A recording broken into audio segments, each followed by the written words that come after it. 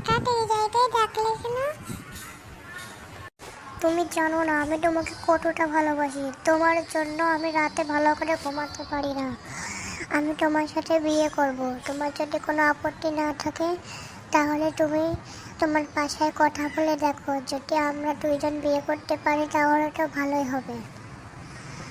না, আমি একটু ছোটকালে আমাকে বিয়ে দেবে না বাসার থেকে। তুমি অন্য কারোর সাথে বিয়ে করতে পারো।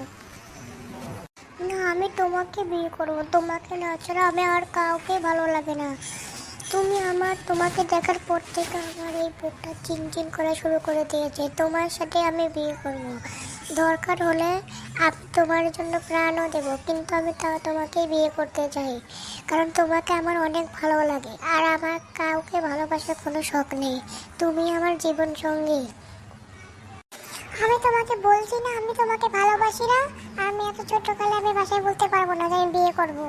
আমাকে বাড়ি থেকে বের করে দেবে। তুমি অন্য কারোর সঙ্গে বিয়ে করো, আমি তোমাকে কোনো ভালোবাসি না।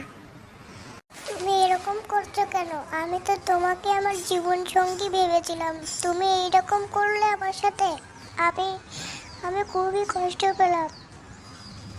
তুমি আমাকে তোমার জীবন সঙ্গী ভেবেছো ঠিকই, কিন্তু আমি তোমাকে ভালোবাসি না। আমরা এখন অনেক ছোট। আমি আরো পড়তে চাই, আরো বড় হতে চাই। তুমি এখন কিসে পড়ো? আমি তো অনার্স পাস করেছি। আমিও বিএ পাস করেছি। তুমি কি আমার সাথে বিয়ে করবে? তোমাকে আমি জীবন সঙ্গী ভেবেছিলাম। আমি তোমাকে ভালোবাসি রাজ।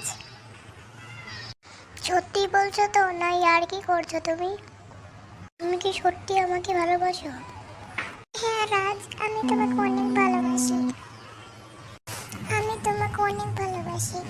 আমি তোমাকে না ছাড়া বাঁচবো না। তুমি কি আমাকে বিয়ে করবে?